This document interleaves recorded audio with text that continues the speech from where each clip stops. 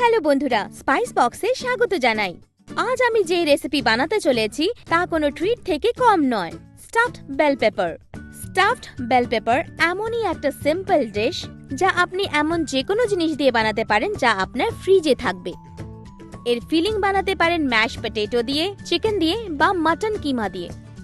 আমি এই রঙিন বেল পেপারগুলোতে ভাত আর রাজমা ভরবো আর তারপর এটাকে বেক করব। আপনি এটাকে সাধারণ ক্যাপসিকাম দিয়েও বানাতে পারেন, তবে আমার মনে হয় যদি এতে রং বেরঙের ক্যাপসিকাম ইউজ করেন তাহলে এটা দেখতে আরো ভালো লাগবে। স্টাফড বেল পেপারস এর জন্য লাগবে চাল, রাজমা, ক্যাপসিকাম, টমেটো, শুকনো লঙ্কা গুঁড়ো, জিরে গুঁড়ো, গোলমরিচ গুঁড়ো আর ভেজিটেবল স্টক। এবার একটা প্যানে চালের সাথে 2 কাপ জল আর ভেজিটেবল স্টক মিশিয়ে ফোটাবো।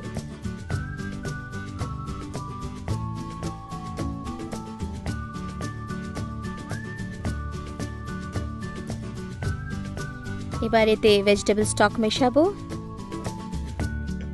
এটা যেই ফুটে উঠবে আঁচকে কম করে প্যানটাকে ঢেকে রেখে দিন। এবার 15 মিনিট অবধি অপেক্ষা করতে হবে বা যতক্ষণ না ভাত তৈরি হয়। ততক্ষণে বেল পেপারের ওপরের অংশটা কেটে বিচিগুলো বাদ দিয়ে দিন।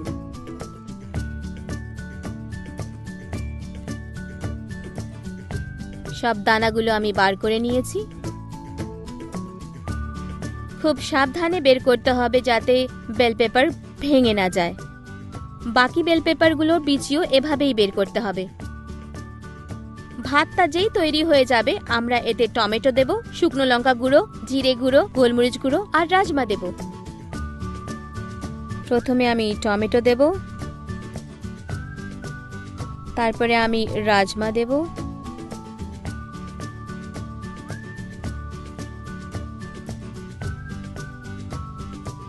তারপর আমি এতে সামান্য শুকনো লঙ্কা গুঁড়ো দেব,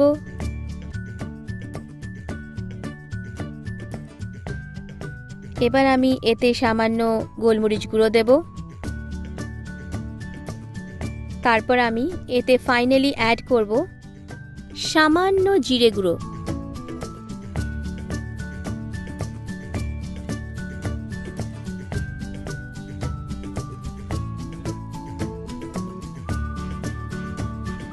আমার ফিলিং তৈরি হয়ে গেছে।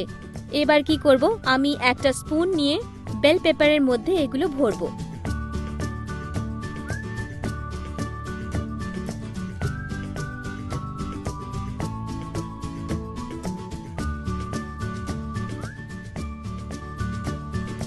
এটাকে পুরোপুরি ভরে দিতে হবে। তারপর বেকিং ট্রের ওপর রাখবো।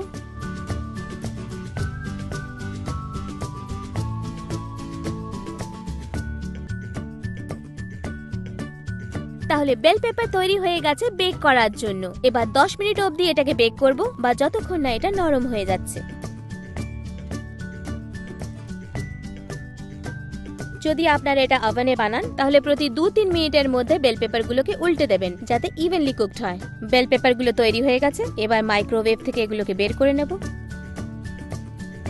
খুব সুন্দরভাবে বেক হয়েছে। এবার এগুলো সার্ভ করার জন্য তৈরি। যদি আপনার চিজ ভালো লাগে তাহলে আপনি ওপর থেকে চিজ গ্রেট করেও দিতে পারেন আর এই স্টাফড বেল পেপারগুলোকে এনজয় করতে পারেন। সেগুলো শুধু দেখতেই ভালো লাগে না, বরং খেতেও খুব ভালো লাগে।